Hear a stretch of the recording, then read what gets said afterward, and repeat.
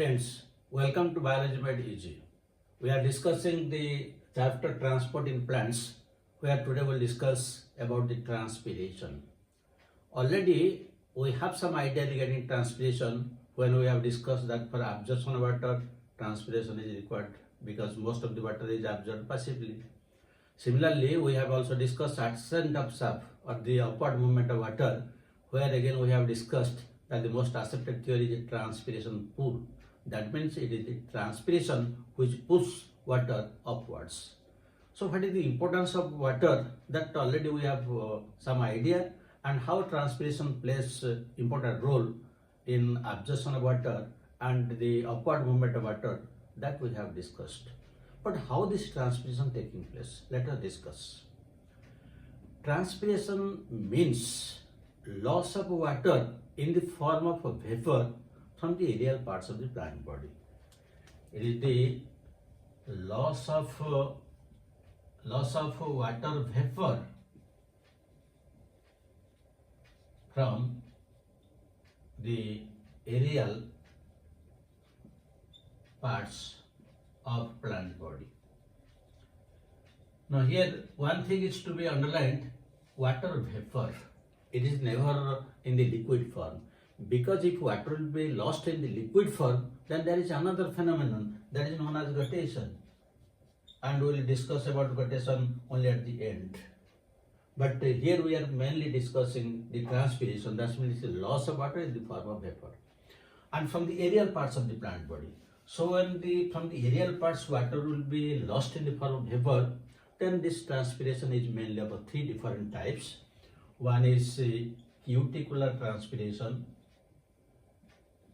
then number two is lenticular, and third is stomatal transpiration. Stomatal, or this is also known as foliar transpiration. The cuticular transpiration, it is usually 5 to 10% of the entire transpiration takes place through the cuticle. We know that on the outer surface of leaves and stems, whatever is exposed to the aerial part, that is, there is a layer of a cuticle, and the main purpose of a cuticle is to prevent water loss. But still then some amount of water can be lost through it when it is very thin. So that accounts only about to 5 to 10%. Then a lenticular, in the plant bodies where secondary growth has taken place, usually we have seen that in the old tissues some lenticels or some openings are there. So these openings are meant for gaseous exchange, but some amount of water can be lost through this. So that is known as lenticular transpiration, and that accounts about 5% of the total transpiration. The stomatal transpiration or foliar transpiration, it usually accounts 80 to 85% of the total transpiration. So when we speak about transpiration, usually it means the stomatal transpiration or foliar transpiration. So how this stomatal transpiration takes place, when we will discuss, here the word stomata is coming. That means the transpiration taking place through the stomata. So first we have to discuss what is the structure of stomata, where it is present, then only we can go to the next steps. So in case of dicot leaves, or you can tell dorsiventral leaves and isoventral leaves, the structure and distribution of stomata are slightly different. In case of the dorsiventral leaf, this is the upper epidermis and this is the lower epidermis. But this lower epidermis is interrupted by stomata. This is interrupted by stomata, and upper epidermis is not interrupted. Whereas in case of the isoventral leaf, which are present usually in case of monocots, usually we'll find that the stomata are present on both sides. In the upper side also it is present, and also in the lower side also it is present. Both sides they are present. Though there is some difference in the structure. Usually this is the dicot leaf, or we can tell it is a dorsiventral leaf. dorsal leaf. Here usually the structure is like this.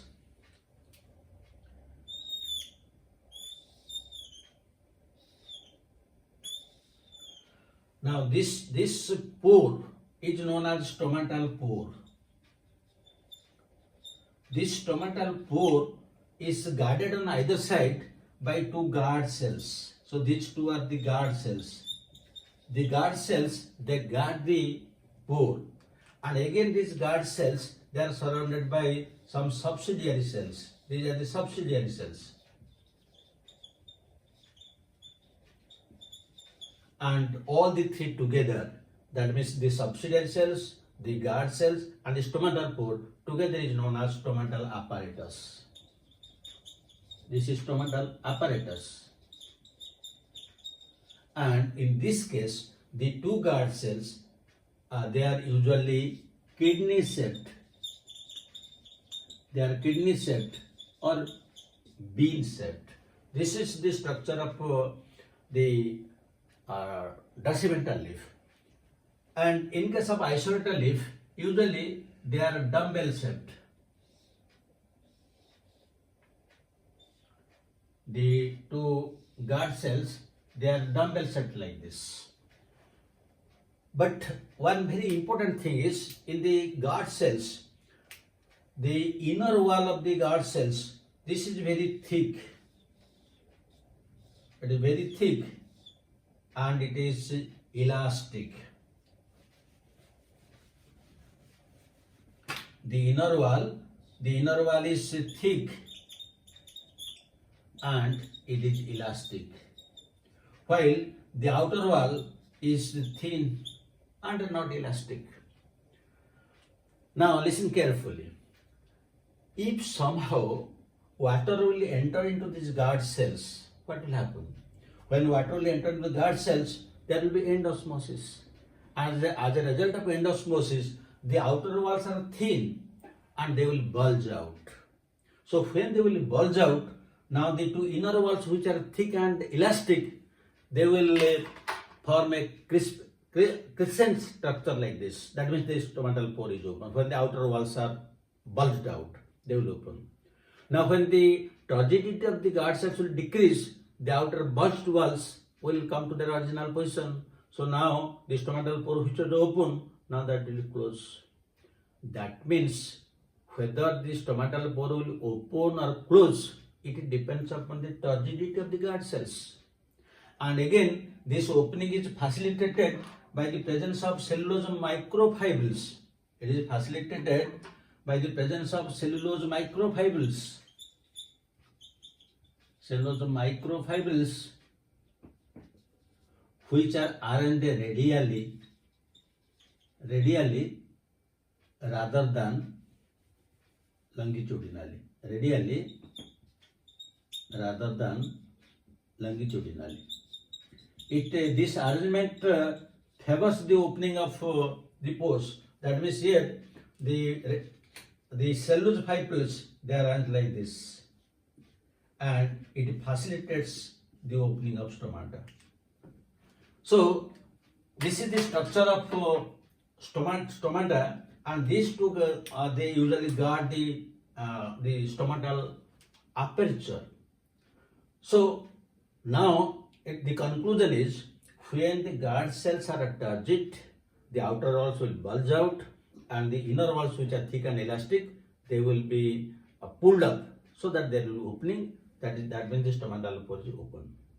And when the turgor pressure will decrease, then the bulged outer walls, they will come to their normal position and it will close. So when it will close, it will look like this.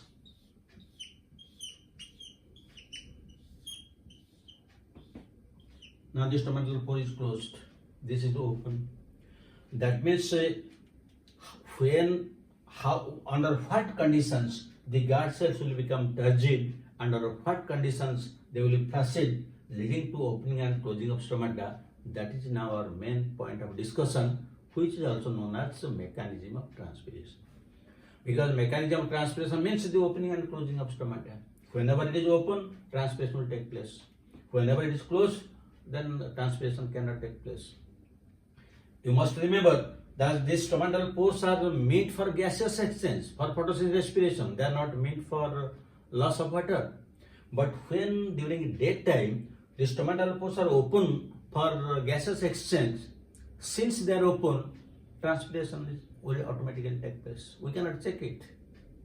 So let us see under what conditions the stomatal pores are becoming turgid and under what conditions they are become flaccid. For this there are different types of theories are there. We'll have a brief discussion about the different theories and we'll discuss clearly and in detail the one which is more accepted. So one of the in the mechanism, one of the theory is photosynthetic theory. Photosynthetic theory. Some scientists they argue that though the chloroplasts are not present in epidermal cells, but the guard cells have chloroplast. And actually they have chloroplast. It has been seen anatomically. They contain chloroplast. So according to them, since the guard cells possess chloroplast, during daytime they synthesize sugars and these sugars are osmotically active. So the osmotic pressure increases. So they are also open, but not accepted. Why? Again it was found that the guard cells of the guard cells, they have chloroplast, but they do not have Rubisco enzyme. The guard cells do not have Rubisco enzyme, and without this Rubisco enzyme, there will be no photosynthesis. So this is discarded. Now come to the second theory. The second theory is starch sugar hypothesis. This theory was accepted for a long time, starch sugar hypothesis.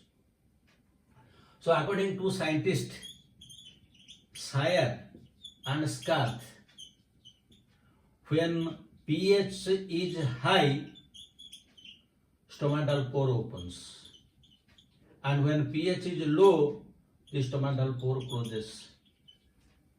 This is the idea given by Sayer and Scarth.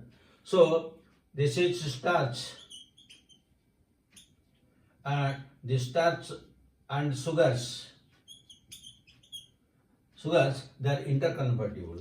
That means when there is a high pH, the starch will be converted to sugars, and in a low pH, the sugars will be converted to starch. Starch is osmotically inactive, so when the guard cells contain starch, naturally it will be closed.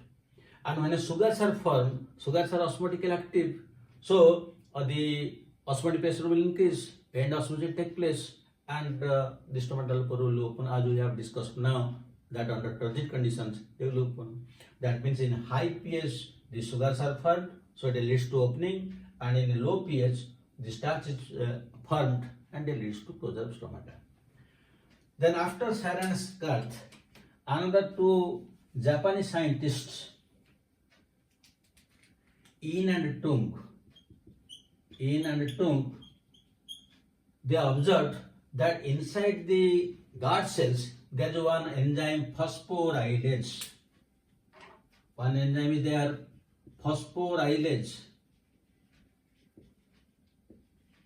And this phosphorylase enzyme converts starch into sugars, which is mostly glucose 1-phosphate. And when glucose 1-phosphate is formed, then that means the sugar is glucose 1-phosphate, so it leads to opening. Then came another scientist known as Stewart. Now according to Stewart, the glucose 1-phosphate is not osmotically that much active so as to lead to the opening of stomata. And he suggested that this glucose 1-phosphate usually it is converted to glucose 6-phosphate, and finally it is converted to glucose. Then only the stomatal pore will open. This is the modification given by Stewart. That means glucose 1-phosphate is not osmotically active. It must be converted to glucose 6-phosphate and then to glucose. Then only the stomatal pore will open. Then how it will close? Now during closing, this glucose is to be converted to glucose 1-phosphate again. And when glucose will be converted to glucose 1-phosphate, here it requires oxygen and also 1 molecule of ATP is required. Because when glucose will be converted to glucose 1-phosphate, so it requires 1 molecule of phosphate, that is it is supplied by ATP. And now this glucose 1-phosphate, now that will be converted to starch, leading to closure. This is the modification given by Stewart. For a long time it was accepted, but finally it was rejected. Why? According to Stewart, when glucose is formed, the stomatal pore is opening. But when it will lead to closure, then again it requires oxygen and energy, then only the sugar will be formed and that will be converted. That means, according to Stewart, that is opening is a passive process, while closing of stomata is active process, because it is requiring energy. But actually it is just reverse, because for opening of stomata energy is not required, not for closing. So this was also rejected. Now let us discuss the next theory which is accepted.